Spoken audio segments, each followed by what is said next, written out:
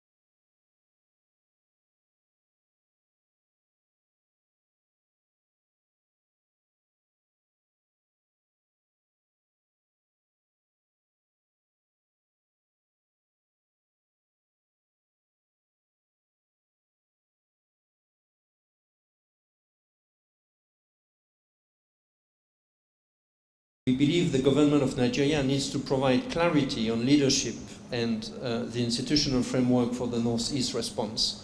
The security, political, development and humanitarian responses need to be coordinated and civilian-led. Stability in the Northeast cannot be achieved without each of these four elements working together.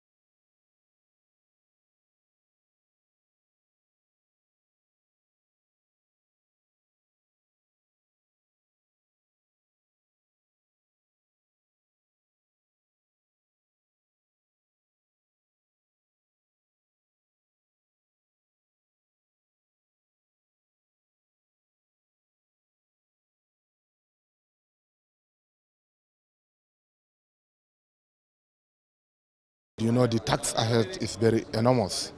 It requires a very serious intervention both from the federal and the donor agencies. At a time in Borno State, almost 20 local governments were displaced out of the 27 local governments of Borno State. And right now we have about 1.5 million displaced communities in Borno State.